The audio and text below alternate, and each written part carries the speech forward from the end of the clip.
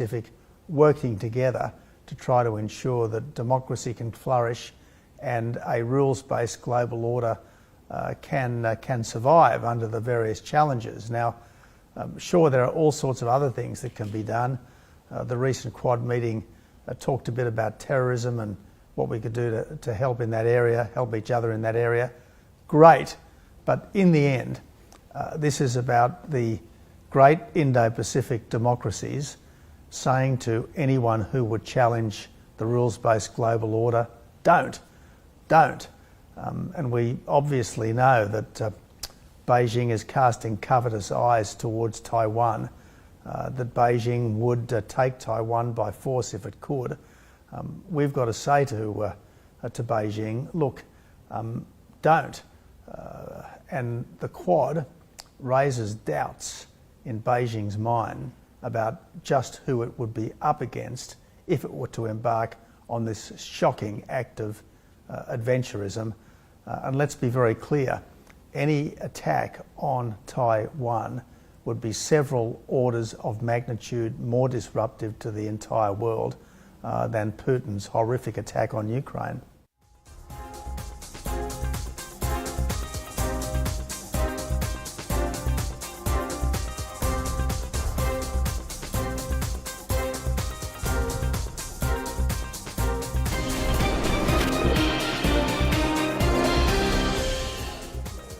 Namaste, Jai Hind, you're on The Nation at 5. I'm Anand Narasimhan and we are coming to you live from the newsroom here at CNN News 18. And ladies and gentlemen, we start with big news coming through on the investigation agency's crackdown on this gangster terror narco network. That's the information that we're getting to you right at the top of this edition of The Nation at 5. The NIA has intensified its drive against terror gangster drug smuggler networks. 5 more properties have now been attached in Delhi and Haryana. It's significant that investigations in cases against 3 major organized crime syndicates and gangs being operated by Pak-based Harvinder Rinda, Lawrence Bishnoi and the Bambiha Group. The NIA has attached another 4 properties in Haryana and 1 in Delhi, owned by members of the organized crime syndicates operating in the northern states of Punjab, Haryana, Rajasthan and Delhi. The attachments that have happened today, this Tuesday, follow similar attachments of 5 properties, 4 in Haryana, 1 in Delhi on the 4th of March.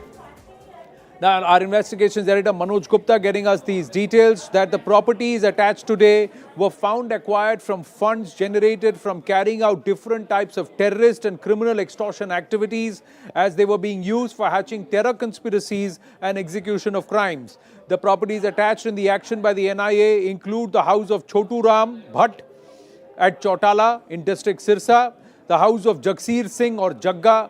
He's got various aliases. He's the Sarpanch at Takhatmal, district Sirsa. House of Virinder Singh, Kala Rana is also his alias in the district of Yamunanagar in the land, and the land of Raju or Mota in the region of, who's a resident of Basaudi in the district of Sonipat in Haryana. And of course the land of Satyavan Sehrawat alias Sonu in Daryapur in Delhi. Now the NIA's action today, what the agencies are claiming is that it has hit the weapon supply chain of this network because Virender, Chotu Ram, Jagsir Singh, they had a major role to play in the generation of funds to support the operations of terror crime syndicates, and they had laundered money by investing the proceeds of terrorism in real estate business and other businesses including liquor.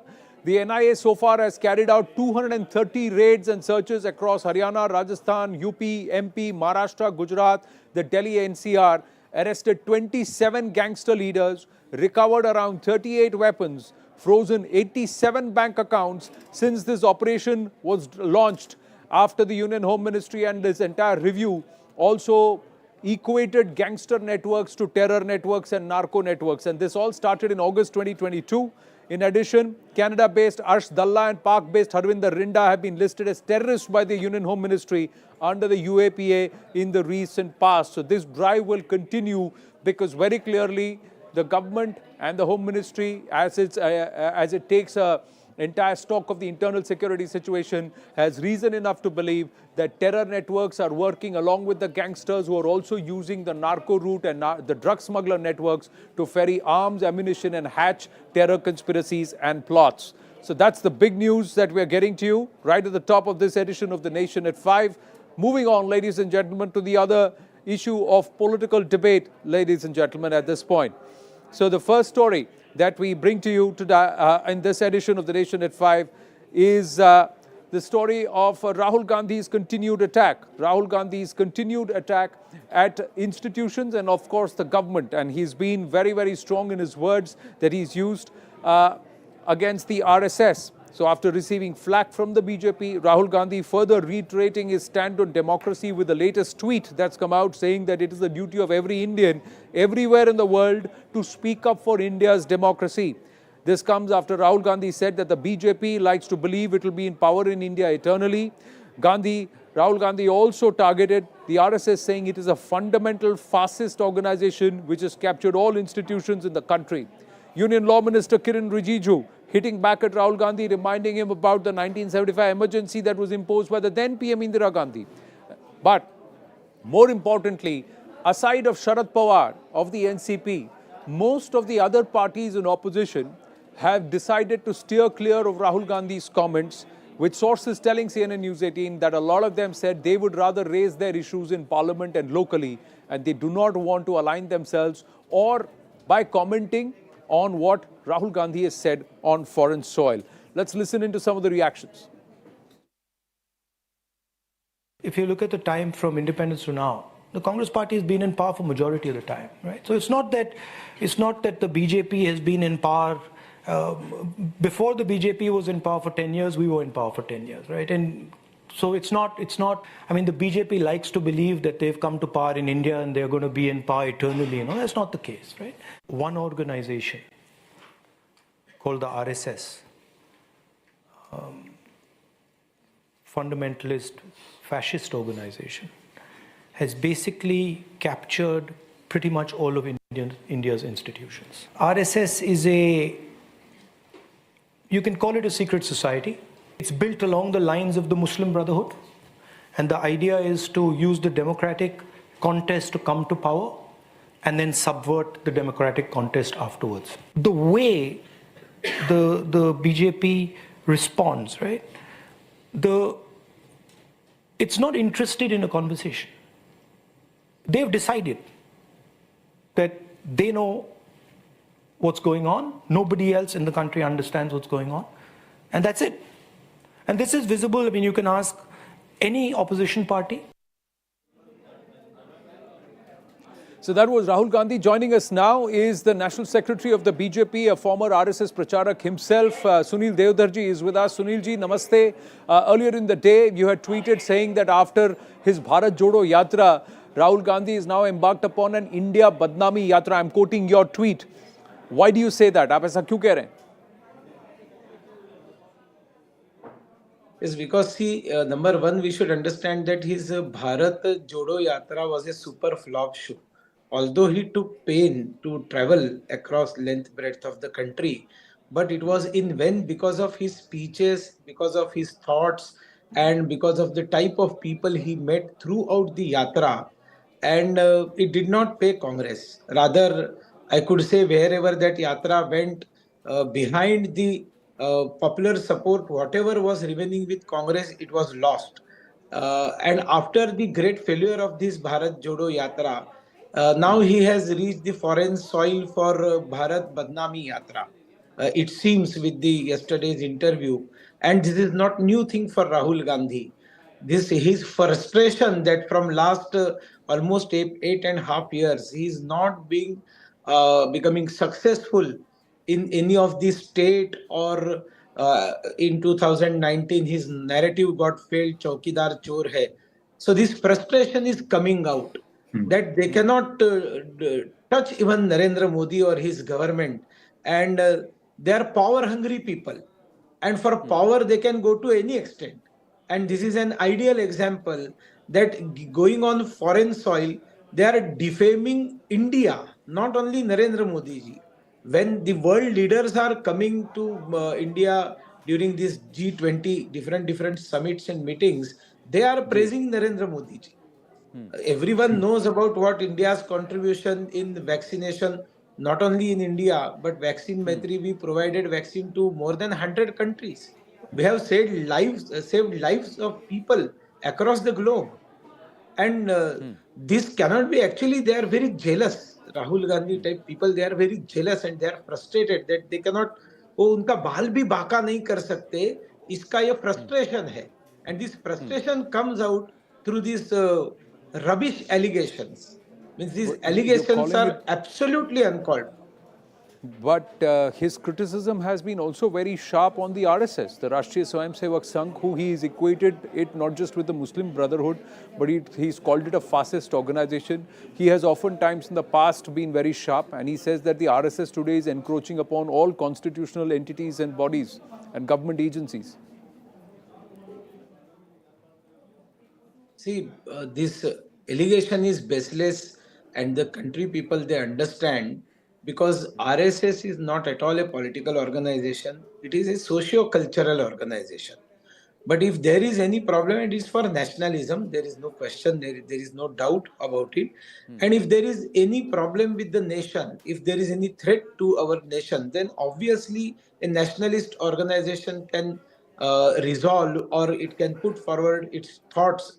It can go and campaign in people. That is what Sangha has been doing from almost last century, because in 1925 RSS will complete its centenary. So we are not, I mean, RSS is not a political organization. So it is baseless that RSS is controlling constitution, or it is controlling central government agencies and all. Uh, Basically, uh, his family, his Pardada started doing the same from Pandit Jawaharlal Nehru, then Indira Gandhi did the same, even Rahul Gandhi few times criticized RSS in the same manner. And these are the age-old allegations that RSS is a fascist organization, and they don't have any democracy in them, like that, you know. And that is why Rahul Gandhi knows very well that only targeting Narendra Modi and government is not sufficient, because there is definitely there is a big force of Swayamsevaks, and they obviously, being nationalist, and Narendra Modi ji is performing excellently, they are supporting. So it is part of his political agenda to criticize RSS and to compare RSS and to with the Muslim Brotherhood, and to misguide the people of our country. But it is not See, going to happen. if the Muslim Brotherhood talked about an Ummah, then the allegation is that the RSS talks of a Hindu Rashtra. When you say nationalist, then the European definition of nationalist borders on fascism, and it's equated with the likes of Hitler and Mussolini. So it's not equated with the patriotism that the Americans talk about. So nationalist is different in the European context, the Western context, than how you may perhaps be using it. How would you want to clarify that? And what's your stand on that? That the RSS being talked of somebody who wants to establish a Hindu Rashtra and the RSS brand of Hindutva, etc. See, this concept of fascism, Nazism, everything came from Europe. And the concept of Rashtra, when you say nationalism, it is an English word, but when you say Rashtra, Rashtra, this word has come out from Vedas. जब English भाषा का जन्म भी नहीं हुआ था, तब वेद बने थे, और वेदों के अंदर राष्ट्र शब्द आया है. ततो राष्ट्रम बलमोजस्य जातम तदस्मै देवाम उपसम नमन्तु. कई सारे श्लोक है, I can quote, but we should understand the concept of Rashtra is altogether different. And being a Muslim, being a Christian, or worshipping any other gods, there is no problem in the Bharatiya Rashtra concept. And that is why you cannot compare the Muslim Brotherhood or their agenda and their methods with RSS and the nationalism of India and the Rashtra concept. पर राहुल गांधी जी का तो कहना यही है ना कि आप RSS का जो ब्रांड ऑफ हिंदुत्व है, क्योंकि वो good Hindu bad Hindu, RSS का Hindutva versus what is actually being a Hindu, ये फ़र्क वो कई बार कह चुके हैं. और वो कहते हैं कि आरएसएस का ब्रांड ऑफ हिंदुत्व डेंजरस है, फासिस्ट है। आप क्या कहेंगे? Yes, yes, of course. But I already told you that fascist is not Indian concept, and the method which the fascist people behave, and if you compare with RSS, there is no connection. You cannot compare. It is uncomparable, unmatchable. The type of love and the Rashtriya Swayamsevak Sangha functions. You can see the during pandemic, you can see during earthquakes or floods or famines, the type of social service RSS offers to this country and the people, ji irrespective of the caste and creed and religion of people. We never see that while serving, he is a Muslim, so we are not going to serve. ऐसा तो हम लोग कुछ करते नहीं है. तो जी संघ के मन में कोई भेदभाव नहीं है. इतना ही है कि देश में रहकर देश के खिलाफ आप कुछ करोगे, we are not going to tolerate, and this any country in this world will not tolerate. If you are staying there and you are thinking about other country, if your ties are with emotional or your political ties are with some other country, तो यहाँ पर रहकर यहाँ के थाली में खाकर इस थाली के साथ गद्दारी करेंगे, तो no one will tolerate, and that is what we say, that we will not tolerate such type of elements in this country. Nothing other than that. We have nothing to do with the akashat patitam toyam yatha gacchati sagaram sarvadeva namaskaram keshamam prati gacchati. So you worship any god, finally it is going to go to a single god. That is the concept of Hindutva. And even Supreme Court has said that Hindutva is not a way of worship. It has nothing to do with way of worship. It is way of life. Actually, Hindutva is Hindu-ness. And that is why you cannot match. It is unmatchable. It is unmatchable with Muslim brotherhoods and fascist concept. And that is why, if you can say the behavior and the decisions and the personality of maybe Atal Bihari Vajpayee ji, personality of the other leaders of Bharatiya Janata Party, we are never against. See, what is the fascist mentality? When Bharatiya Janasangha started, and it started with an agenda of एक देश में दो निशान, दो प्रधान, दो विधान नहीं चलेंगे. At that time, Pandit Jawaharlal Nehru ji said that I will crush Bharatiya Janasangha. The statement of Pandit Jawaharlal Nehru, this statement is a fascist statement. I will crush Bharatiya Janasangha. And at that time, Dr. Shyama Prasad Mukherjee answered, I will crush this crushing mentality. So this is the difference between two cultures, two samskrutis, two types of functionings. So you present your point of view very ably, Sunilji. If I may ask you the final question, barring Sharad Pawar of the NCP, who said that he agrees with whatever Rahul is saying on foreign soil, most of the other opposition parties have tried to steer clear. They have said that they will raise their issues locally or in parliament. Your thoughts? See, I remember one interview of Indira Gandhi ji after she was put into jail, and then Janata government again collapsed. Then she again became Prime Minister, and probably at that time she was interviewed in UK. And in that interview, when she was asked about her days when she was put into jail, she said that I will not utter a single word against my country outside of my country. So this samskar, actually दादी से इतना तो राहुल जी ने लेना चाहिए था, लेकिन उन्होंने लिया नहीं. और जब तक ये बात बाकी पॉलिटिकल पार्टीज की है, कई लोगों ने इसके बारे में कहा है कि हम लोग तो पार्लियामेंट के अंदर उठाते हैं, हम लोगों को कोई रोकता नहीं है. लेकिन जिस पद्धति से the language, the type of language they use, the type of their behaviour, ये तो मतलब मछली मार्केट की तरह. कांग्रेस वाले जब रास्ते उतर के वैली में आकर जो अपने हाथ से जो है वो पत्रक उछालना वगैरह सब नाटक करने लगे, प्लेकार्ड्स वगैरह लेकर करने लगे, और आप फंक्शनिंग ही नहीं करने दोगे, तब कुछ समय के लिए कुछ लोगों को बाहर निकालना पड़ा. उसमें कोई दूसरा चारा भी नहीं रहता ऐसे समय में. So it is absolutely wrong from the part of Rahul Gandhi that हम लोगों को बोलने नहीं दिया जाता. And they are all trying to malign the image of our country, which is absolutely, it is dangerous. Moreover, it is dangerous for our country कि हमारे देश के बारे में बाहर जाकर हमारे देश की प्रतिमा को मलिन करने की कोशिश करते हैं, तो ये दुर्भाग्यपूर्ण है और भारत उनको जवाब दे देगा। सुनील देवधर जी, होली की आपको बहुत बहुत शुभकामनाएं। Thank you for your time. I know आप काफ़ी व्यस्त हैं। Thank you for speaking with us here eight CNN News 18. Namaste. Thank you. Moving on, ladies and gentlemen, to yet another story here on the Nation at 5, where the crackdown on mafia continues after the promise made by the Uttar Pradesh Chief Minister Yogi Adityanath on the floor of the UP Assembly.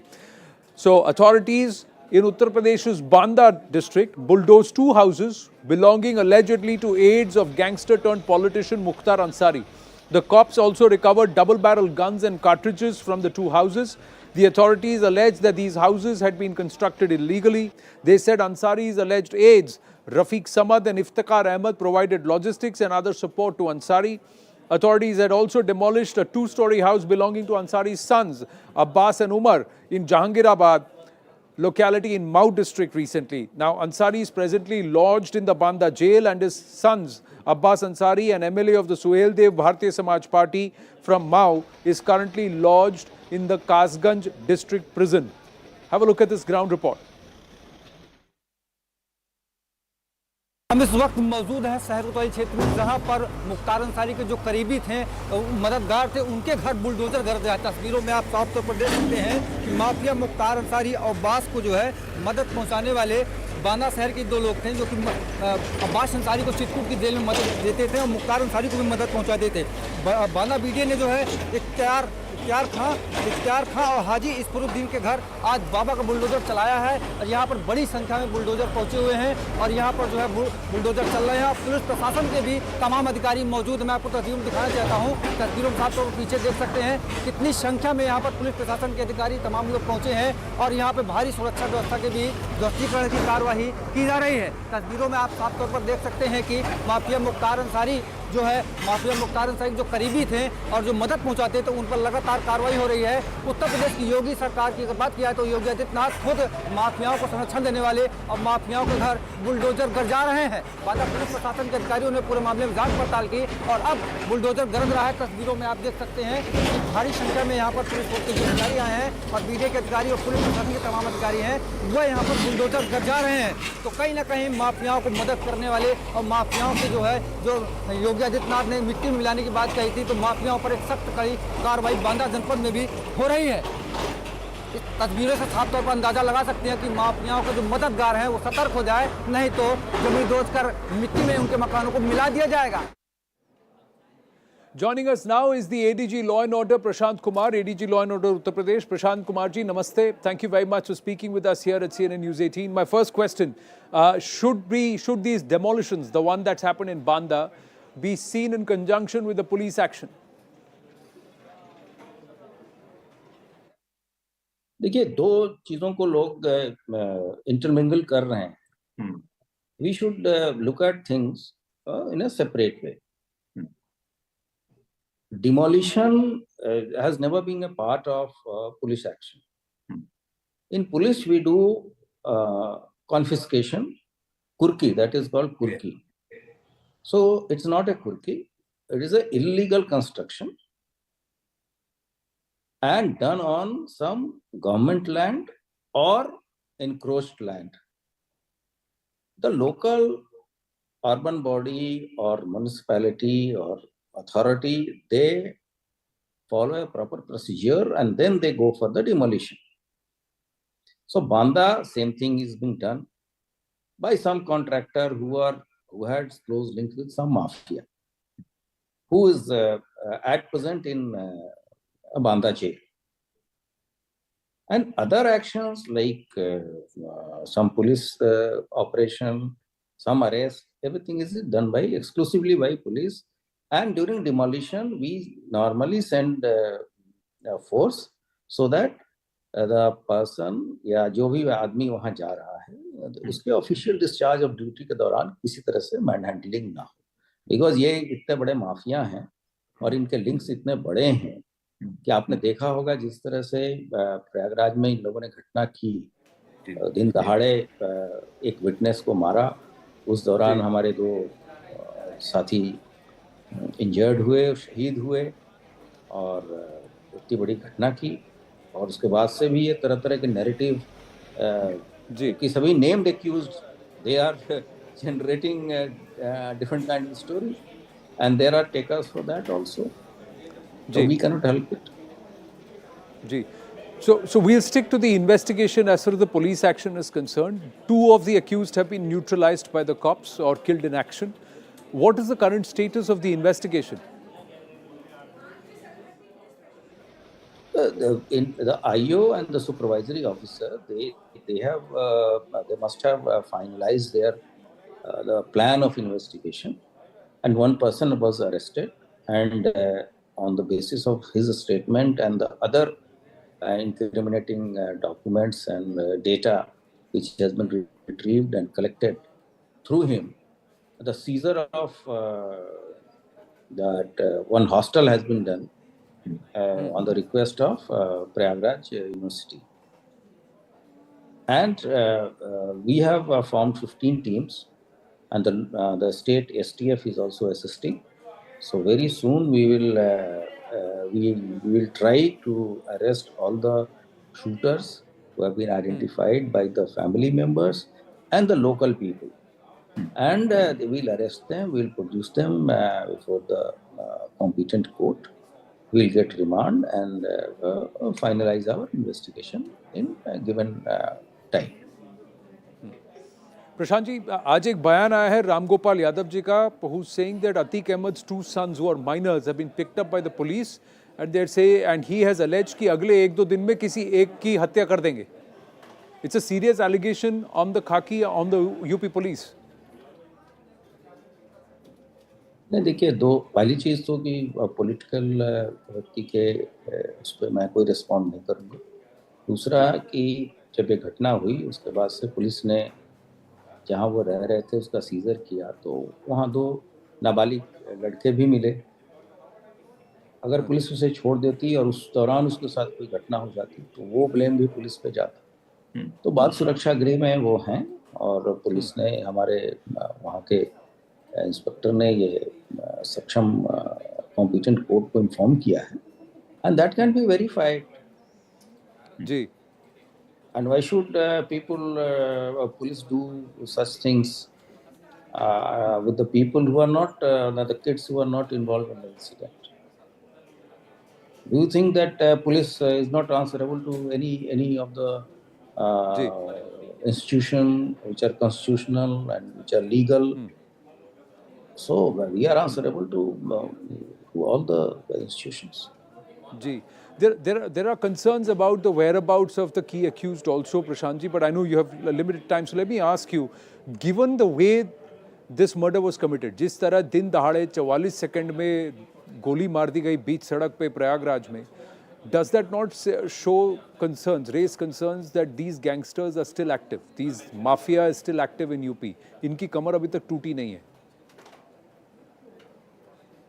देखिए, माफियाओं पे लगातार कार्रवाई चल रही है. There is a anti-mafia task force, and we have identified 66 of them, the mafias of different categories, be it criminal mafia or some shiksha mafia, mining mafia, khanan mafia, and all sorts of things. So we have taken a lot of action, and the action is not complete. We'll take whatever little is left. हम उस पर कार्रवाई करेंगे और उनकी कमर तोड़ेंगे. Well, all the best to you and to your team. You've got a hard task ahead, but आप कह रहे हैं कि 66 gangster networks have been identified across Uttar Pradesh और इनकी कमर तोड़ के रहेंगे. Wish you a very happy Holi to you and to your team, and we hope that the festivities pass through without any problems of law and order. Thank you very much for speaking with us. Namaste, Prashant ji. Thank you very much. And on that note, we're going to take a very short break here on The Nation at 5. Stay with us.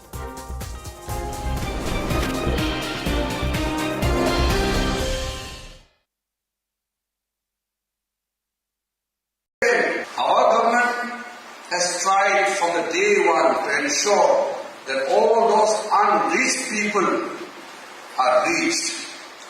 All those left out people are connected. Every part of our country. every citizen is a beneficiary of every welfare step taken by the government of India. देश होली का त्योहार मना रहा है। राहुल गांधी जी विदेश यात्रा पर हैं। कोई त्योहार हो तो देश में नहीं विदेश में पाए जाते हैं और विदेशी दोस्त हों, विदेशी एजेंसियां हो या विदेशी जमी हो, देश पर प्रहार करने से कहीं बाज नहीं आते। ये अपने आप में दिखाता है कि वो भारत को बदनाम करने में कहीं पीछे नहीं रह रहे। भ्रम फैलाना, झूठ बोलना, देश के बारे में देखिए आज दुनिया क्या कहती है। यहाँ पे इटली की प्रधानमंत्री आई तो उन्होंने आके कहा मोदी जी की विश्वसनीयता, उनकी लोकप्रियता दुनिया भर में बढ़ रही है, उनकी मांग बढ़ रही है। मोदी जी मेजर लीडर के रूप में दुनिया ने स्वीकारा है। We're crossing over to CNN News 18's Pallavi Ghosh, who's our senior editor. Pallavi, can you take us through the war of words that's erupting yet again over Rahul's comments made in the United Kingdom? So as far as Rahul Gandhi goes, and the Congress party is but naturally defending him, saying that what's wrong in what he's saying, because he's essentially showing the mirror and something which the world is very much aware of. So to sum up, in the last 3 to 4 lectures that he's already given, whether it's a university press conference addressing the Indian diaspora or even the British Parliament, he certainly has said that the institutions in our country are crumbling, democracy has been compromised, and anyone who raises a point or asks a question of the government is targeted. Either their mics are switched off, they're not allowed to speak inside Parliament, or there are cases which are applied against them. He gave he gave an instance of himself also, that there were multiple criminally liable cases which shouldn't have been filed, but they were filed against him. I think the BJP's reaction is on expected lines, and this is certainly something which they're going to build up till 2024, that Rahul Gandhi and the Congress represent that section of the political spectrum who always make a voice against the country. It's not just about the BJP that they're attacking, but they started questioning the mandate of the people who've given an overwhelming mandate to the BJP. And if you ask me, politically speaking, what is going to be the fallout? Well, I think this war of words is just going to escalate. Clearly, the Congress under Rahul Gandhi has made it very clear that in 2024, the electoral calling card would be that you have to have a free and fair democracy. And that's only possible if the BJP is ousted. Absolutely. Pallavi, thank you so much for joining us and for giving us that crucial context in this story. Rahul Gandhi has once again targeted the central government on foreign soil while addressing an in-conversation session at the Chatham House think tank in London. Rahul Gandhi has made a huge claim that the Bharatiya Janata Party likes to believe it will be in power in India eternally, and to say that the Congress is gone is a ridiculous idea. Rahul even attacked the central government for capturing all of the institutions. He said that the RSS is a fundamental fascist organization which has captured all of the institutions. Meanwhile, Union Minister Rijiju has hit back at Rahul Gandhi, reminding him about the 1975 emergency that was imposed by then Prime Minister Indira Gandhi. Rijiju said in India, democracy can't be overthrown. There was an attempt, however, in 1975 when an emergency was enforced, but the constitution at that point had prevailed. If you look at the time from independence to now, the Congress party has been in power for majority of the time, right? So it's not that the BJP has been in power. Before the BJP was in power for 10 years, we were in power for 10 years, right? And so it's not, I mean, the BJP likes to believe that they've come to power in India and they're going to be in power eternally. That's not the case, right? One organization called the RSS, fundamentalist fascist organization, has basically captured pretty much all of India's institutions. RSS is you can call it a secret society. It's built along the lines of the Muslim Brotherhood.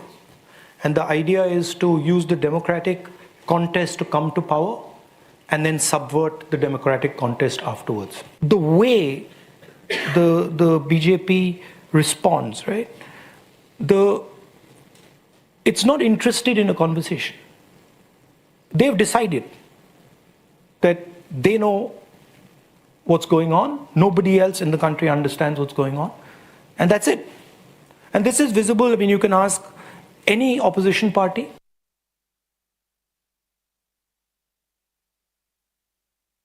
In India, democracy cannot be overthrown because Indians are inherently democratic. There was one attempt in 1975 when the emergency was imposed, but people of India resisted fiercely.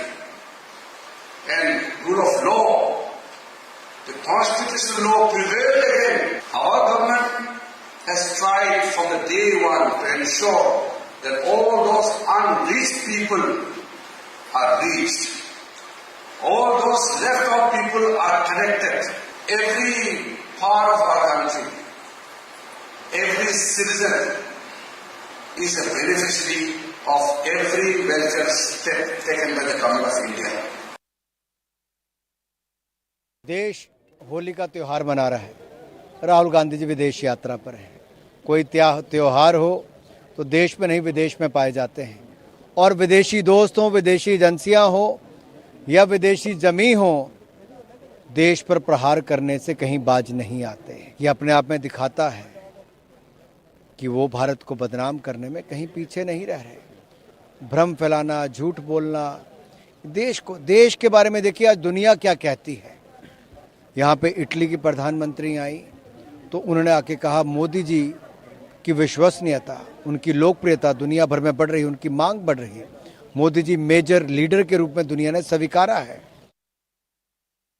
We're crossing over to CNN News 18's Pallavi Ghosh, who's our senior editor. Pallavi, can you take us through the war of words that's erupting yet again over Rahul's comments made in the United Kingdom? So as far as Rahul Gandhi goes, and the Congress party is but naturally defending him, saying that what's wrong in what he's saying, because he's essentially showing the mirror and something which the world is very much aware of. So to sum up...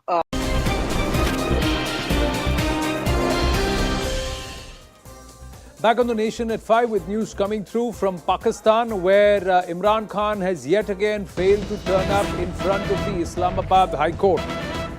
Well, he failed to appear before the Islamabad District and Sessions Court in the Tosha Khana case. Beg your pardon, it's not the Islamabad High Court, but the Islamabad District and Sessions Court in the Tosha Khana case, even as the court earlier refused to cancel the non-bailable warrant or the arrest warrant against him. The former Premier's counsel, Sher Afzal Marwat, who appeared before the court, has said that the 70-year-old Imran Khan was unwell and disabled after being injured in the Wazirabad attack. And he has claimed media reports for the same. Imran Khan's party, the PTI or the Pakistan Tehreek-e-Insaf, has challenged the arrest warrant issued against him for not appearing before an Islamabad District and Sessions Court in the Islamabad High Court. And that challenge was mooted on Monday.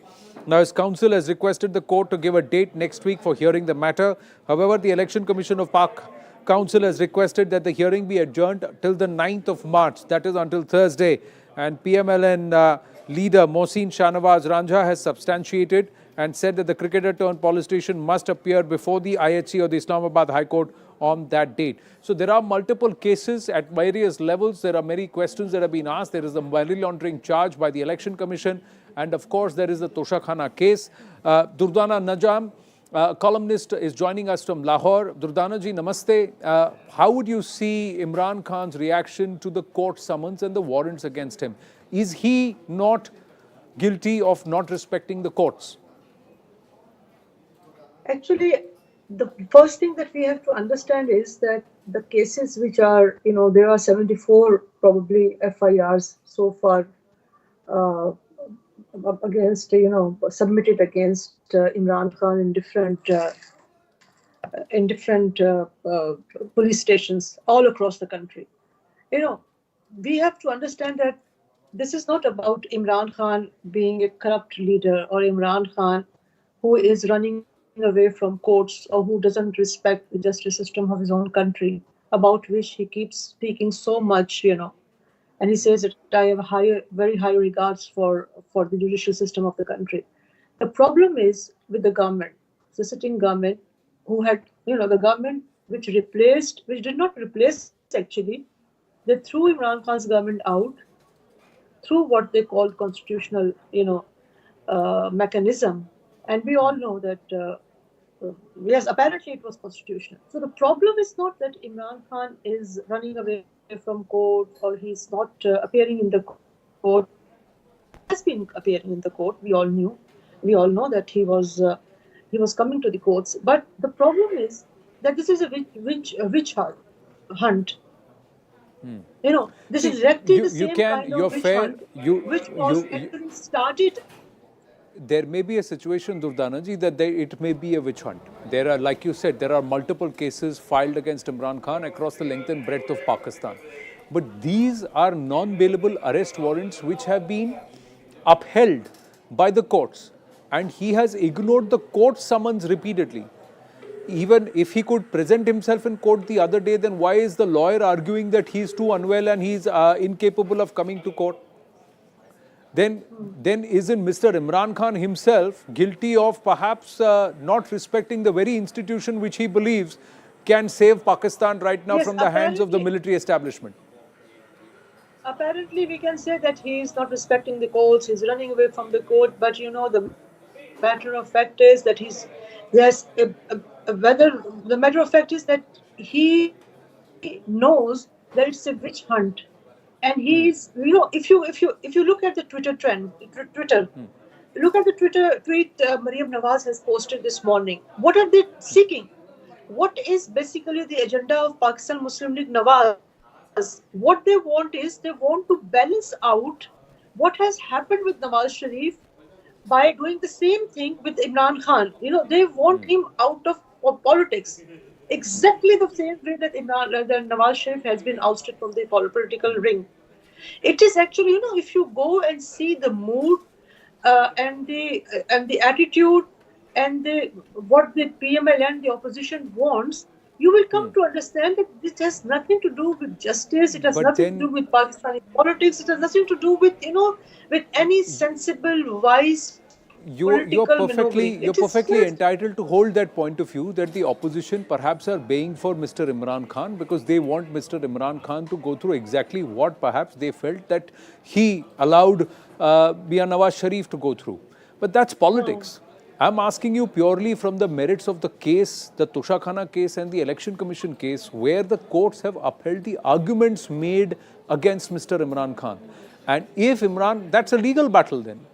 So if Imran Khan is seen as disrespecting the courts, so can he justify disrespecting the courts because it is convenient for him and then turn to the very courts to give him relief when it is convenient for him? And it is, if I remember correctly, that the surge of the PTI, Pakistan Tehreek-e-Insaf, happened on this pillar of the judiciary. It was at that time also hailed by that the judicial pillar is the one that is championing the cause of the PTI, if I remember its origins. So is he not disrespecting the same? Now, please, yeah. See, I just told you that apparently, yes, it does look that Imran Khan is disrespecting courts. Imran Khan wants to play politics his own ways, and he, you know, the courts which are giving him bail, he's comfortable with those courts, and courts which are not giving him bails, he runs away from them. Apparently, yes, this is the picture, what we are getting, what we are saying, but there is a long story behind this picture, and that is witch hunt. And I don't think so, because I would again say that since Imran Khan has been one of the preparators of the same kind of witch hunt which was started against Nawaz Sharif and other PDM opposition members of the PDM, which I am rightly saying, and this he did so because he thought that they should be behind the bars because they had looted Pakistan's money, and though that money should be, you know, brought back to the exchequer, but he failed. He failed miserably, and now he's saying that he failed because of the intervention of third forces.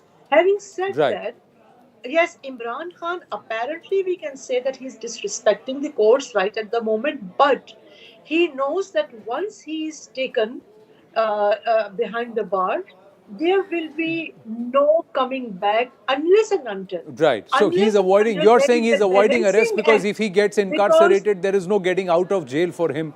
That's his point of view, and that's where he stands. But if he is also guilty of corruption, if he is also guilty of siphoning off valuables which are supposed to be in the government treasury, and if he's taken it off, pawned it off or sold it, then that's a charge his lawyers will have to disprove in court. It's a legal battle too. Durdanaji, I'm running out of time. I look forward to you joining us very soon, and we'll take this at length and speak very soon here on CNN News 18. But I thank you for your time. We're going to take a very short break on that note here on The Nation at 5. Stay with us.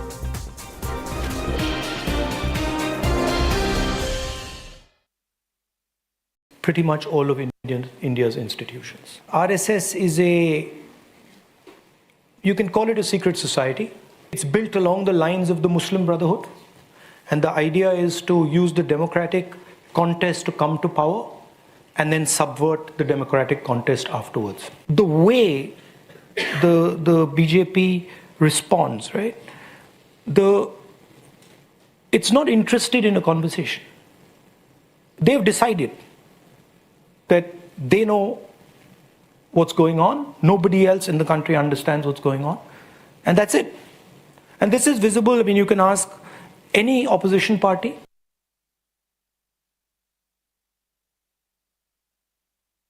In India, democracy cannot be overthrown because Indians are inherently democratic.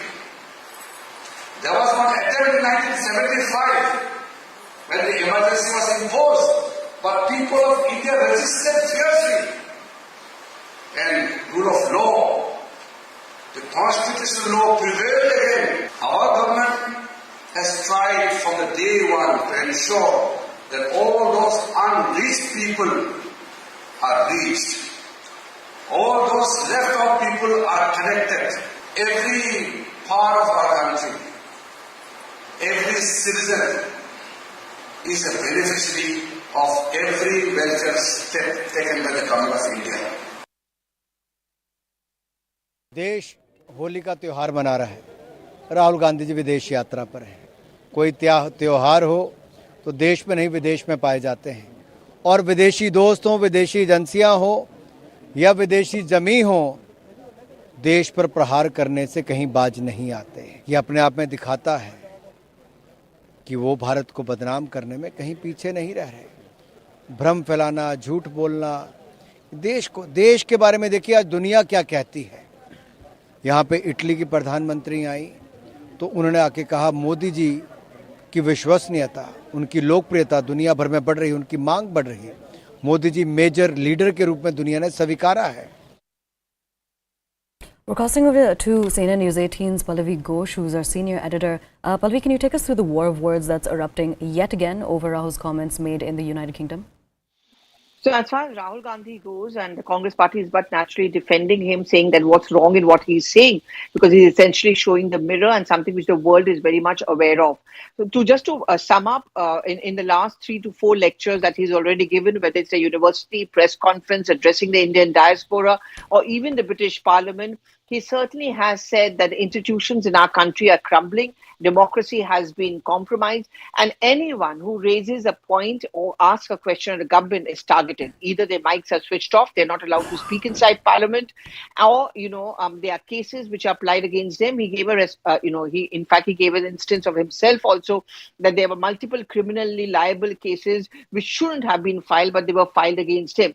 I think the BJP's reaction is on expected lines, and this is certainly something which they're going to build up till 2024, that Rahul Gandhi and the Congress represent that section of the political spectrum who always make a voice against the country. It's not just about the BJP that they're attacking, but they started questioning the mandate of the people who've given an overwhelming mandate to the BJP.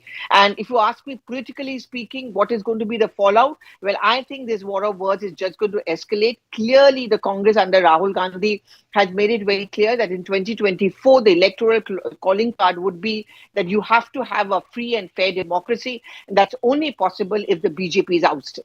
Absolutely. Pallavi, thank you so much for joining us and for giving us that crucial context in this story. Rahul Gandhi has once again targeted the central government on foreign soil while addressing an in-conversation session at the Chatham House think tank in London. Rahul Gandhi has made a huge claim that the Bharatiya Janata Party likes to believe it will be in power in India eternally, and to say that the Congress is gone is a ridiculous idea. Rahul even attacked the central government for capturing all of the institutions. He said that the RSS is a fundamental fascist organization which has captured all of the institutions. Meanwhile, Union Minister Rijiju has hit back at Rahul Gandhi, reminding him about the 1975 emergency that was imposed by then Prime Minister Indira Gandhi. Rijiju said in India, democracy can't be overthrown. There was an attempt, however, in 1975 when an emergency was enforced, but the constitution at that point had prevailed.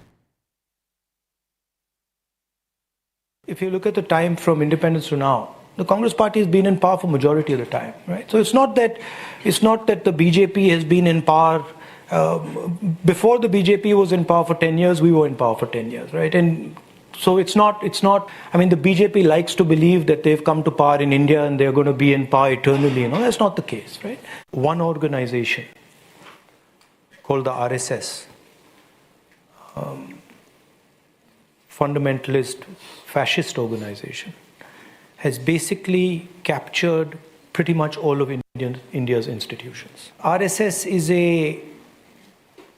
you can call it a secret society. It's built along the lines of the Muslim Brotherhood. And the idea is to use the democratic contest to come to power and then subvert the democratic contest afterwards. The way the BJP responds, right? It's not interested in a conversation. They've decided that they know what's going on. Nobody else in the country understands what's going on. And that's it. And this is visible. I mean, you can ask any opposition party.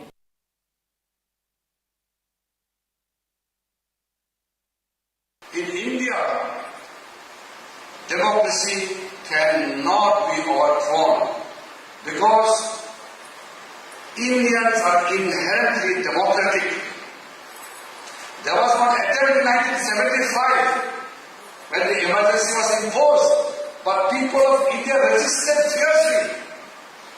And rule of law, the constitutional law prevailed again. Our government has tried from the day one to ensure that all those unreached people are reached.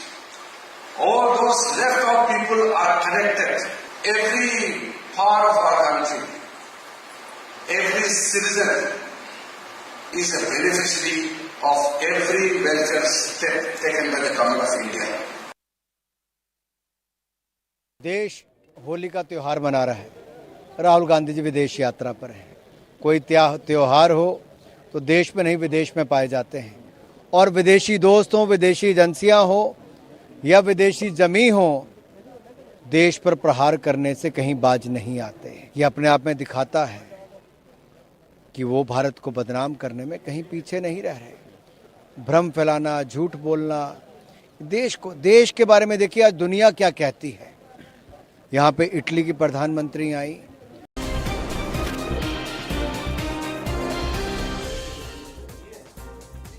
The entire migrants issue has now developed and snowballed into a full-blown political war, with the BJP questioning the DMK, the ruling disposition, and the DMK alleging that the BJP is only resorting to fear-mongering on this entire matter.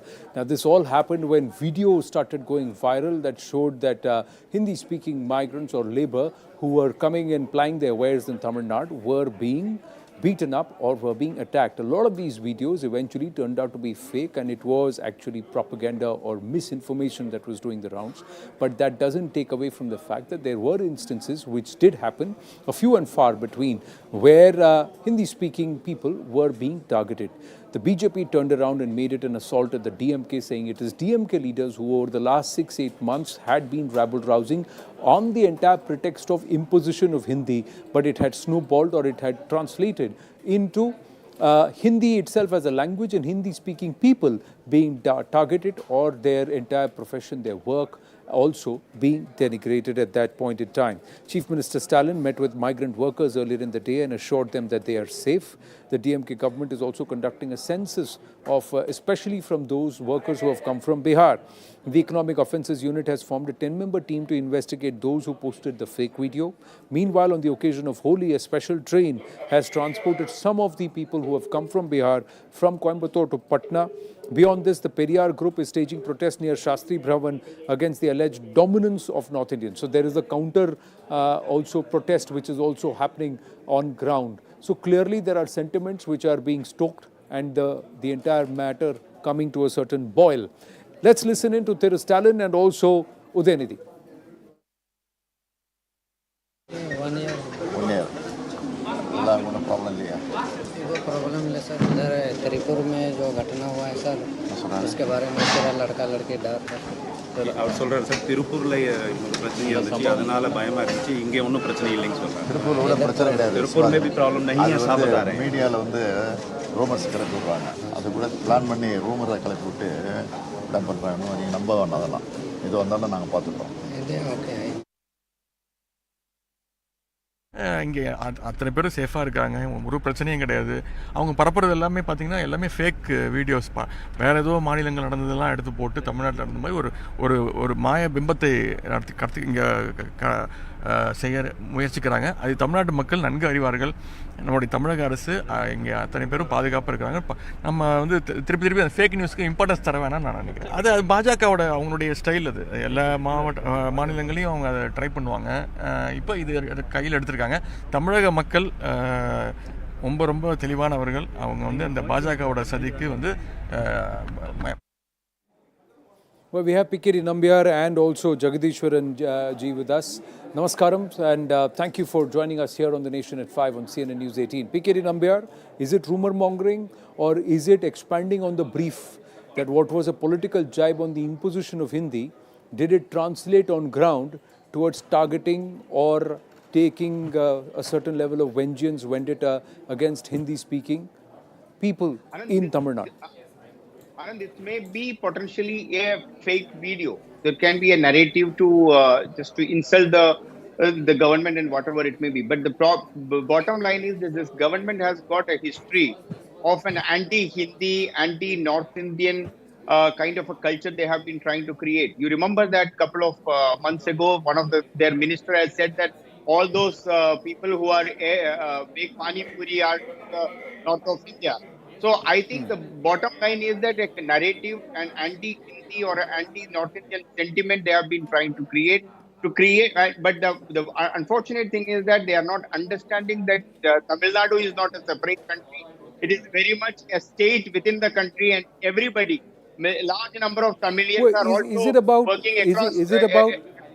Is it about it being a separate country, or is it about a sentiment being stoked that people are coming from other states and taking away our jobs? Now, that is exactly what this Periyar group tried to protest today against the North Indians who are coming and taking away our job. Mr. Jagadishwaram, is it somewhere in between? Because there are articles doing the rounds on where case studies are put out that Tamil media, social media platforms, or Tamil language social media platforms, YouTubers, are also guilty about stoking this fire. The entire aspect of language imposition has now become target anybody who doesn't speak Tamil. See, I think there is a huge difference between being against Hindi imposition, asking priority for Tamils in Tamil Nadu, and saying someone is killed just because he spoke in Hindi. These two things, being against Hindi imposition, we have been doing it. We will do it. We'll continue to do it. We'll be always be against Hindi imposition or be for any language. We'll continue to do that. And asking priority for jobs, this is happening in every state, in every country. Americans now say we give priority to Americans, then go to Indians, go to other countries. This is what is happening everywhere.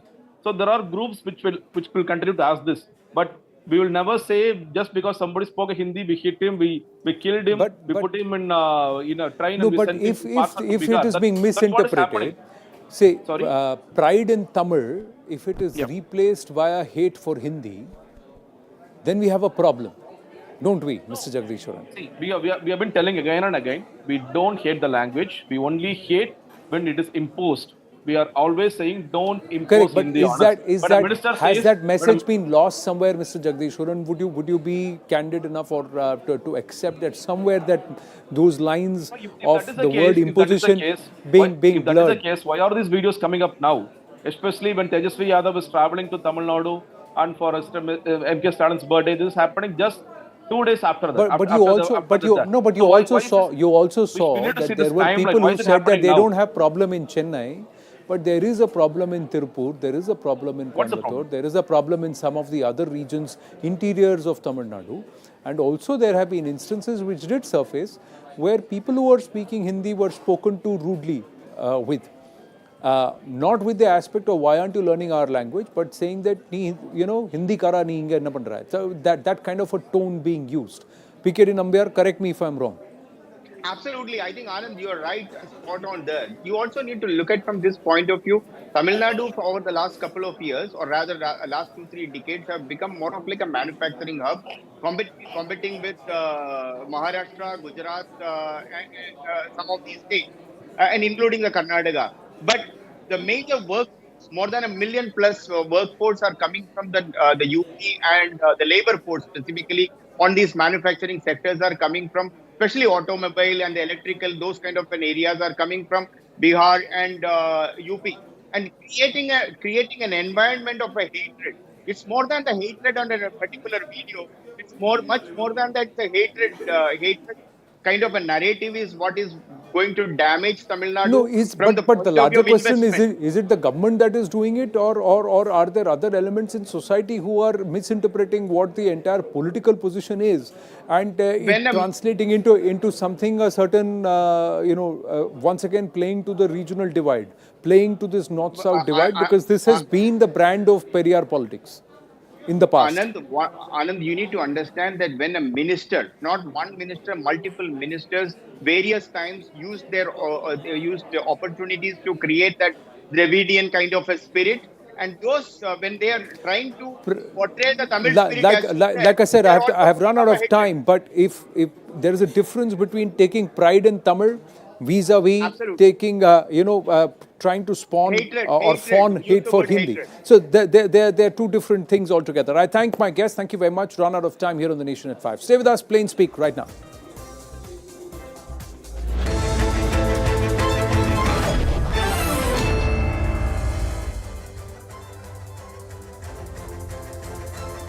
Good evening, hello and welcome to Plain Speak. I'm Anusha Soni. Amidst persistent attacks coming in from the BJP, Congress MP Rahul Gandhi has refused to back down on his comments that he made pertaining to Indian democracy.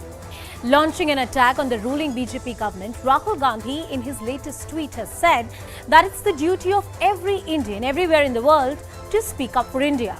Top ministers and BJP leaders have criticized the statement of Rahul Gandhi that he had earlier made at the Cambridge University, calling it against India's national security and against national interests. The key question that Congress party must ideate upon is whether this narrative really represents the political messaging of the grand old party in the run-up to 2024. The BJP government has always stood strong on the plank of national security, while the Congress party is often found on the back foot.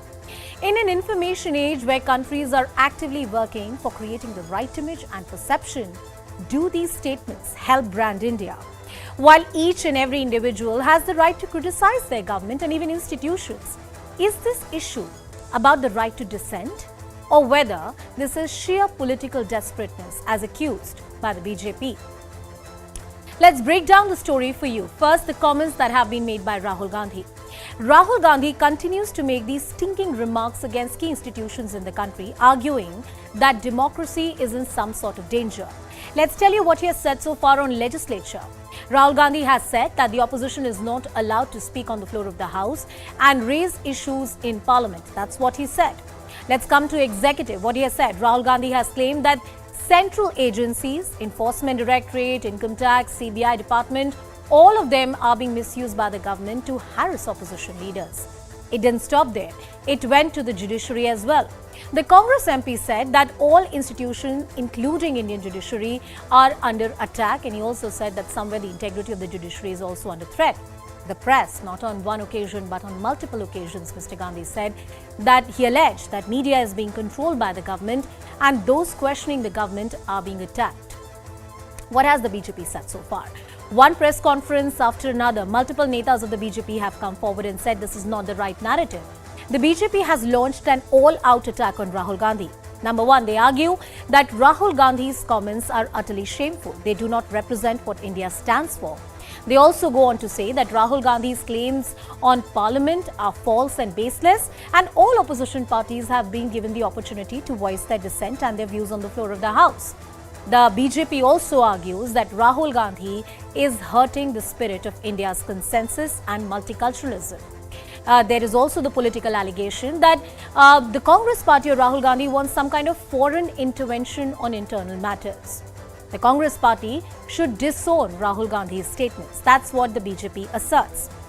Interestingly, not just the political jibes, let's also tell you a little bit about Rahul Gandhi's performance in Parliament in the 17th Lok Sabha, which began in 2019.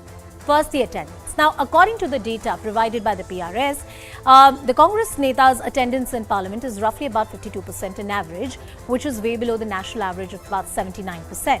You had some top bureaucrats coming forward and arguing, look, why is he not performing in Parliament and why is he only about making political statements? We'll tell you the side of the Congress party as well, but here's a report card. Let's look at the number of debates he has participated in. According to the data, Rahul Gandhi took part in about 6 debates, whereas the national average is roughly around 41. It is also argued that he has asked just about 92 questions to the government so far, the national average at 163. The argument of the political opponents is that he could do much more as the Member of Parliament.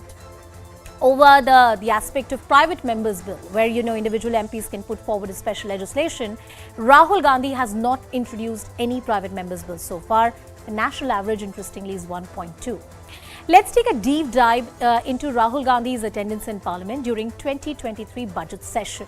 The attendance was at 40% in 2022. If you talk about the budget session, the attendance was roughly at 52%, monsoon session 56%, winter session was 0% because he was busy with the Bharat Jodo Yatra. Those were the political commitments. 2021, his attendance in the budget session was about 54% and monsoon session was 71%, winter session 83%. In 2020, the year when the COVID began, his attendance was 70% in the budget session, much higher. Let's talk about 2019.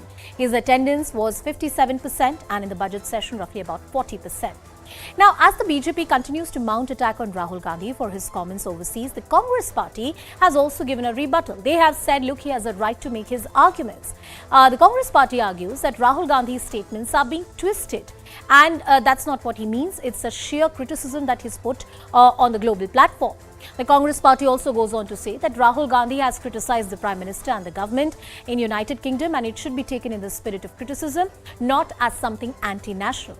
They go on to argue, the Congress party goes on to argue that criticism of the government is not criticism of a nation. That's a line that they want to draw.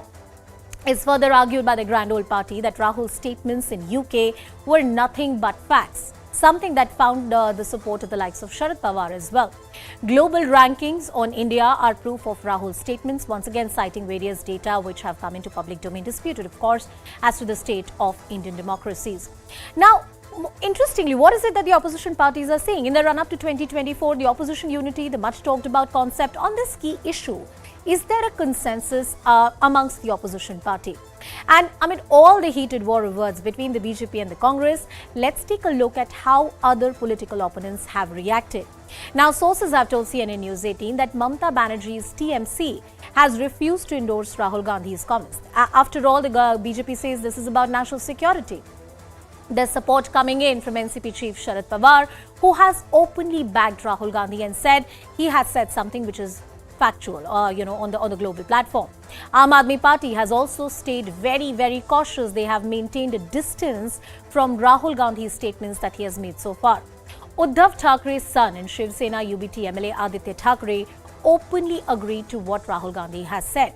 Meanwhile, Akhilesh Yadav Samajwadi Party prefers to raise this issue on the floor of the House in Parliament rather than abroad. Well, that's the key question that we continue to ask as Rahul slams the centre again. Is this desperation, political desperation, or a real right of dissent that every Indian citizen in a democracy really has? We talk about the story.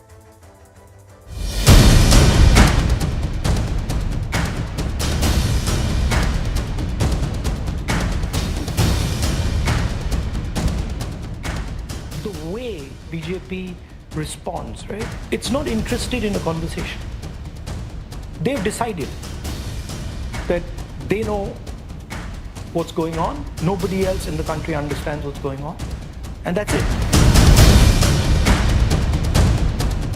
इस तरह की बात किसी से आज तक न सुनने को मुझे मिली, न मेरी जानकारी। सरकार को गाली देते रहते हैं, मोदी जी को गाली देते रहते हैं और जो सबसे ज्यादा बोलते हैं वही बोलते हैं कि बोलने नहीं दिया जा रहा है। Ask the Congress National President Mr. Kharge, do you support shameful comment of Rahul Gandhi that America and Europe must intervene in India to restore democracy?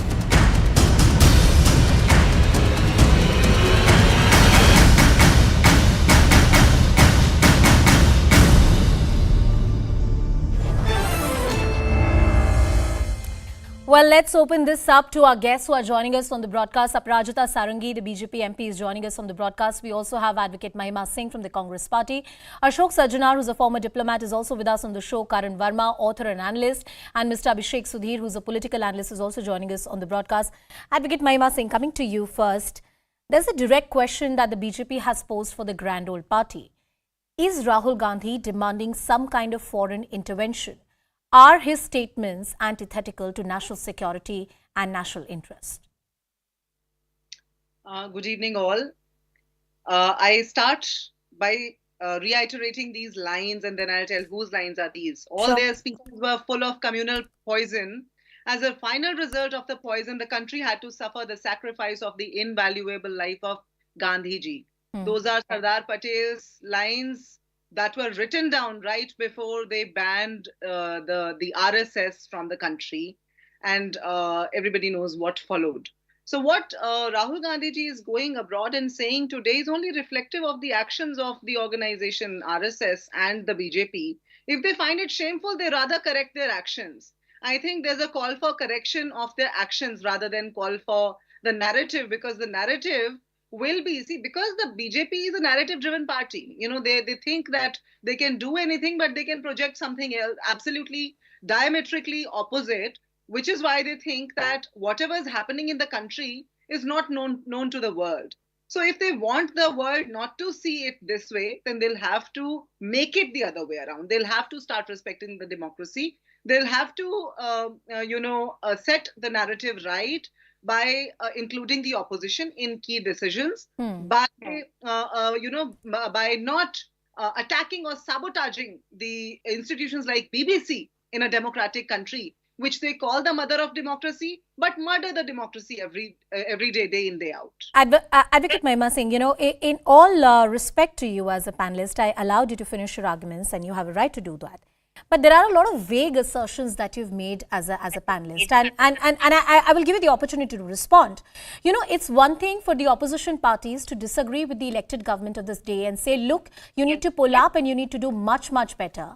It's another thing to go on foreign soil and say Indian democracy is in danger, our institutions are not working. Are you trying to say that all elections that have happened in which the Congress party has lost is some kind of reflection of compromised institutions? Because the argument coming in from the BJP is you are just politically desperate, and that is why your leader is going abroad and making such statements.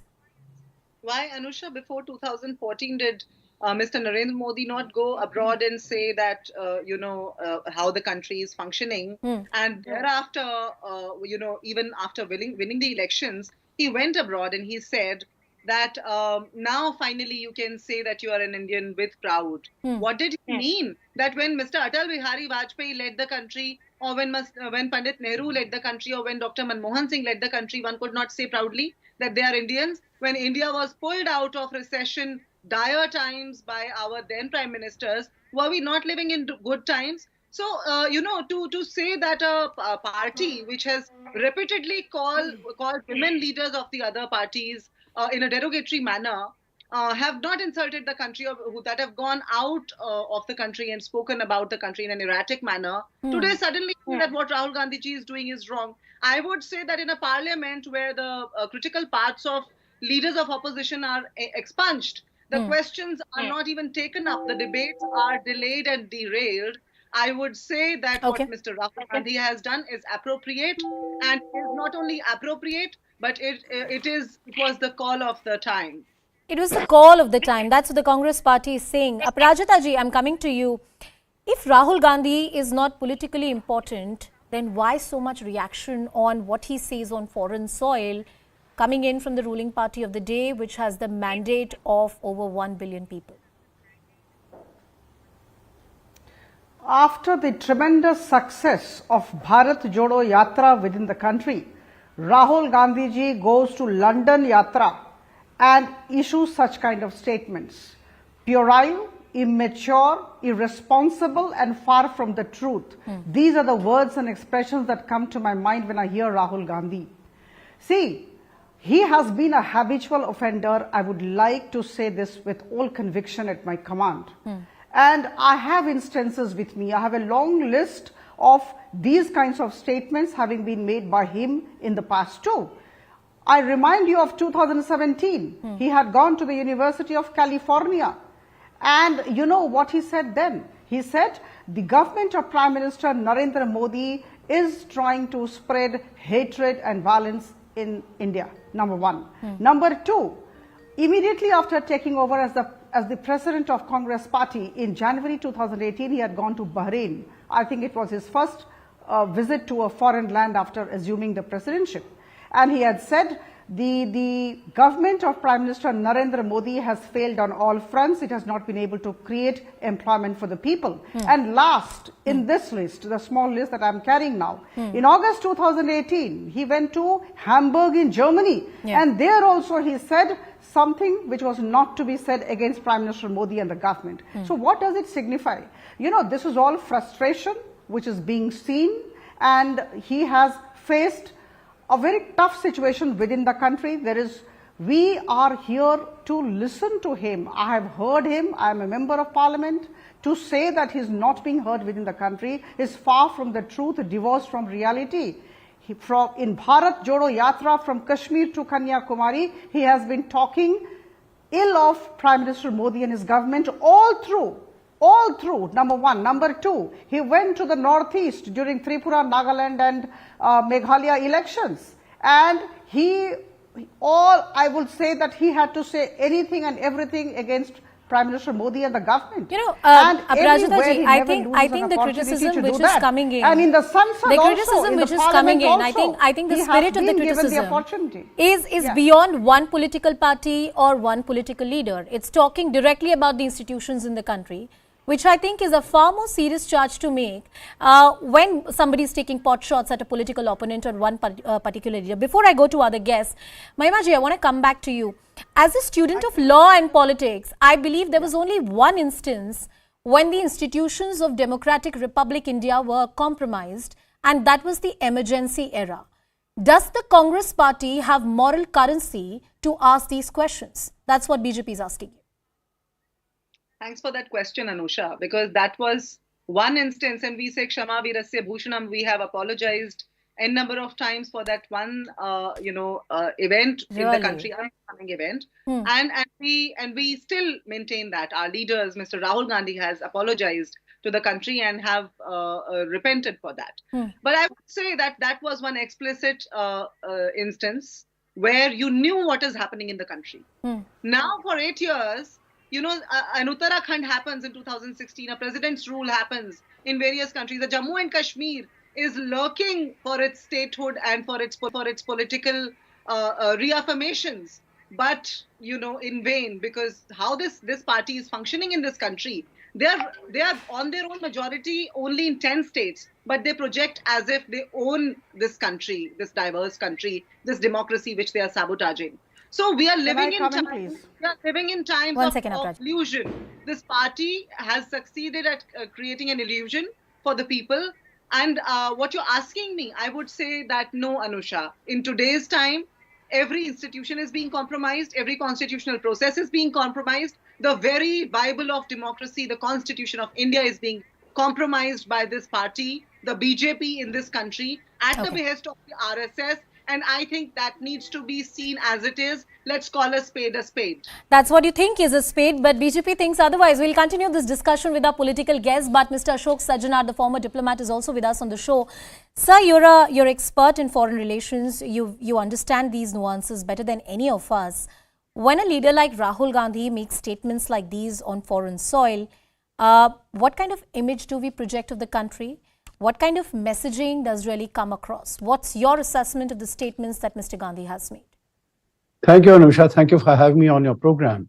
You know, when a leader of this nature goes outside the country and makes such statements, it is extremely harmful as far as the country is concerned.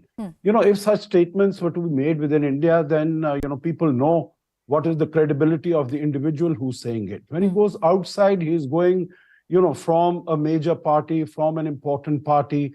They think that, whatever he's going to say is going to be factually accurate and factually correct. But what Rahul Gandhi has been saying is, absolutely inaccurate in terms of, state of democracy. I think the whole world is today applauding the state of democracy in India. Elections take place here. And there's a very smooth changeover as far as the governments are concerned. Not only elections, but even as far as the impact of democracy. Even you would recall that even in last year in May, when President Biden met Prime Minister Modi, he said India is a democracy which is not only functioning, but it also delivers, because India's democracy has delivered over the last 8-9 years. From being the 10th largest economy in the world, it has graduated to become the 5th largest economy in the world. And very soon, by the end of this decade, it's going to become the 3rd largest. It has been able to pull out Mr. Sajjanar, there's one more question that I want to understand from you. This entire culture of opposition leaders going abroad and criticizing not just the government, the elected government or a particular political leader, I think that's fine. But, making these sweeping assertions about Indian democracy, institutions, is this culture particular to India, or you see it in much more mature democracies like UK and US as well? No, I don't think, it comes out in such a blatant fashion as this. In some veiled comments, once here or, as an aside, they might make it. And that also in a one-to-one conversation, definitely not out in the open like this, meaning when he says that, I'm shocked and I'm surprised that Europe and USA, which are supposed to be the protectors and the defenders of democracy, are not doing anything about it. Meaning, what is implied? Do we want them to come here and set, according to him, democracy is not working? Democracy coming to you, these are such loosely used words. Democracy is in danger. Institutions are being compromised, and it doesn't exist. And more importantly, it becomes very difficult to substantiate those assertions, because constitutionally and legally speaking, India is as much a democracy as it was 8 years ago, and much more so with growing time and in the age of information.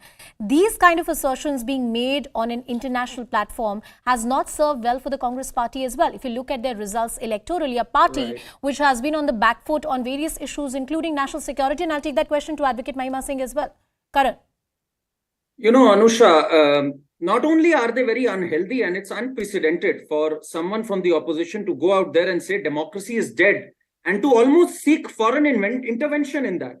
I think he's also violative of his oath as a member of parliament, because as a member of parliament, you take the oath of upholding the integrity and sovereignty of the nation. Rahul Gandhi today is guilty of violating that oath. And coming from Rahul Gandhi, someone whose party has used Article 356 93 times to topple elected governments. Somebody whose party very recently charged a sedition charge on a person who just in Chhattisgarh complained of constant electricity disruptions. 9,000 activists were slapped with sedition charges under UPA government. To talk about democracy and liberty coming from Rahul Gandhi and Congress, it's pretty rich. And let me tell you this, the nation is enraged at this, because you can do whatever you want. You can have a healthy conversation. We have it every day on your shows, other shows. But to defame the country and to broad brush it like this, it is unprecedented. And even Congress people are extremely angry with Rahul Gandhi. They are having a tough time defending it. Abhishek Sudhir. I apologize for emergency. She needs to apologize for a lot more than that. No, I think, how can you apologize, quote unquote, for emergency? Constitutional institutions were subverted. The Supreme Court witnessed unprecedented times. Liberty was suspended in this country. I think apology is too small a word for any political party that has imposed emergency in that country. Moving on, Abhishek, coming to you, this kind of narrative from any political leader, and not just from, I'm not talking about what the BJP is saying. I hope you heard what Mr. Ashok Sajjanar also said, that this kind of discourse hurts the image of any country. And Rahul Gandhi is a respected political leader of, the grand old party of the Congress party. He must have some degree of nuance and perhaps caution when he's making statements like these on foreign soil. Abhishek.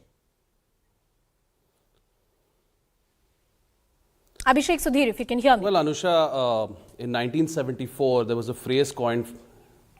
I can hear you. Can you hear me? Yes, please go ahead. Please go ahead. So, in 1974, there was a phrase coined for the Prime Minister. Indira is India, India is Indira. Elections were supposed to be held in 75. She did not hold those elections in 75, and in 1977, the people of India disabused her of the notion Indira is not India and India is not Indira. Today, the ruling party had to have us believe that Modi is India and India is Modi. Similarly, right, it's ironic that the Prime Minister is, reading from the playbook of Rahul Gandhi's grandmother, the hidden foreign hand. Everyone is out to get India. India is more than Narendra Modi, it's more than Rahul Gandhi. The Indian economy and its thriving, there's no doubt about it, owes a lot more to the people of India, to the hard-working people of India, than it does to our political leaders. We've just seen a case of corruption in Karnataka where the BJP is in power. So let's not tie in an attack on the integrity of one political party or one ideological organization to an attack on the integrity and sovereignty of the Indian nation. The RSS is not India alone. The BJP is not India alone. Narendra Modi is not India alone. No, you're right. I have lived in the United Kingdom. I've lived there for 6 years. Abhishek, I have not given up my Indian passport. I think during the course of this debate, I made this comment earlier. Allow me this interjection and then you finish your point. No, I in fact said during the debate that this is not about a comment on one particular political leader or a particular political party. You're talking about judiciary, you're talking about election commission, you're talking about press in this country. You're talking about en masse all the democratic liberal institutions that exist in this country, and it goes a step further. What is Europe doing about it? What kind of intervention do we need from foreign nations is my question to you. Do you endorse what Rahul Gandhi said? Look, I saw what Rahul Gandhi said. Yeah. The using of agencies, the using of the CBI, using the Indian state to crush your political opponents was an art that was invented by Indira Gandhi and has been perfected by Narendra Modi. So both these parties don't have their hands clean. What Rahul Gandhi is saying, you can agree or disagree with. Right? That's not the question though. Does Rahul Gandhi have a right to say what he's saying? Yes, he does. Yes. Is what Rahul Gandhi is saying anti-national? Is Rahul Gandhi calling for foreign interference? He simply said he believes that democracy in India is on the decline and he believes that should be of concern to the democratic world. Now, is he saying to the democratic world, please come and interfere in India's affairs? I did not interpret his comments in that way. Rahul Gandhi seems to have rattled the ruling dispensation. And look, if Rahul Gandhi had made these comments before the Yatra, can I just make my point? If Rahul Gandhi had made these comments, Mr. Sajjanad, at this point, for 30 seconds, I want you to come in, and then I'll go back to my political guest. Mr. Sajjanad. You know what? What Rahul Gandhi said is that democracy in India is dead. It is not, he didn't say it's on the decline.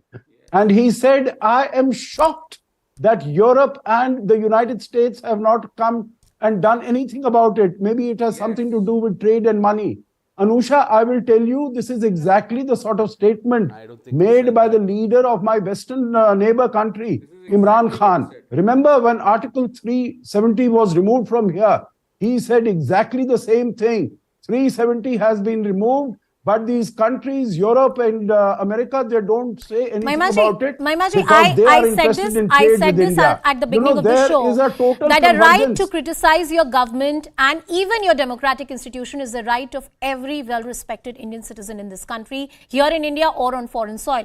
But is this not a call for foreign intervention? More importantly, comparing RSS to Muslim Brotherhood, is that a proportionate example or a comparison that any responsible political leader shall draw? Mahimaji.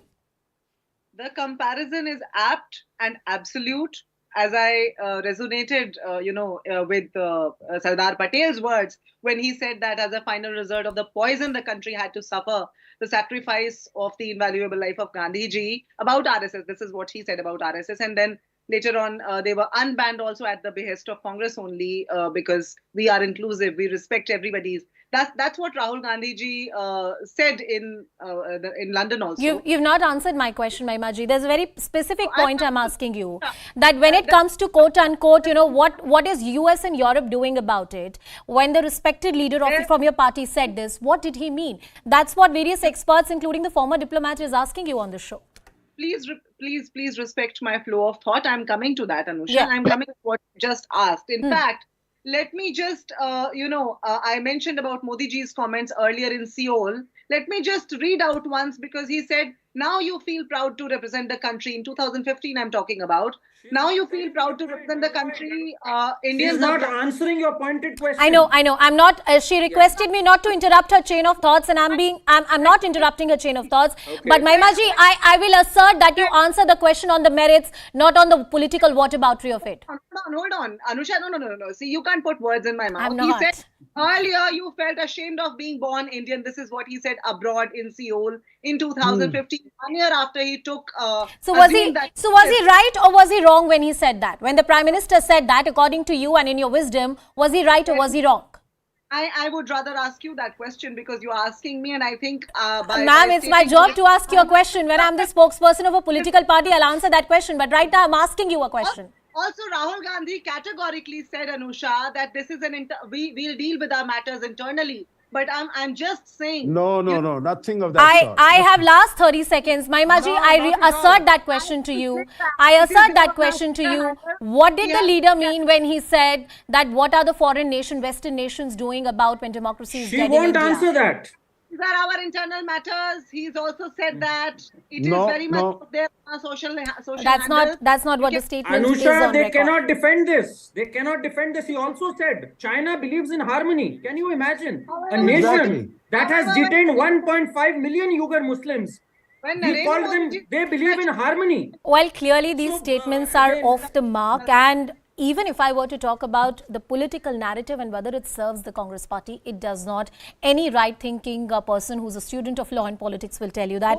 But with that, I'm completely out of time. Aparajita Sarangi, Advocate Mahima Singh, Mr. Ashok Sajjanar, Karan Verma, Abhishek Sudhir. Thank you all for joining us on this broadcast, and thank you for sharing your views.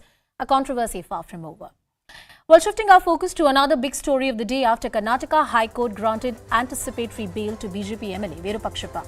The absconding MLA arrived at his native village and received a grand welcome by his supporters. Following this, the MLA's son, Prashant Mandal, and 2 others accused have also filed an application for bail at the court. Now, the High Court had asked the MLA to surrender within 48 hours before the investigating officer and cooperate with the investigation. Remember, he was named as the first accused in a corruption case registered by the Lokayukt on the 2nd of March. The MLA was named after his son Prashant Mandal was caught red-handed while accepting a bribe of about 40 lakh from a businessman to clear a contract. Now, in the run-up to the Karnataka election, with this controversy, the opposition is once again up in arms. The Congress party has accused the Bommai government of massive corruption. Will the charge of the opposition stick? Will the BJP be able to fight this charge politically and, more importantly, in the court of people's perception?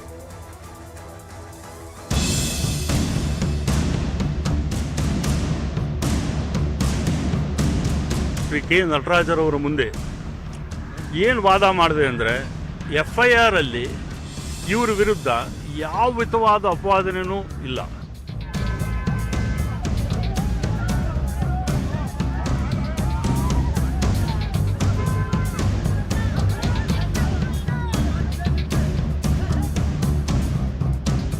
ನಾನು ಪ್ರಾರಂಭದಲ್ಲಿ ಹೇಳಿದೆ, ಕಾನೂನು ಅಡಿಯಲ್ಲಿ ಲೋಕಾಯುಕ್ತರು ತನಿಖೆ ಮಾಡ್ತಾರೆ, ನ್ಯಾಯಾಂಗ ವ್ಯವಸ್ಥೆ ಇದೆ.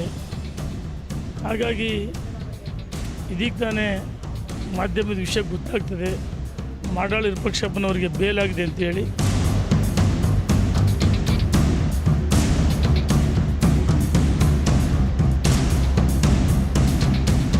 This should be thrown out by the people of Karnataka because this is a corrupt ridden government.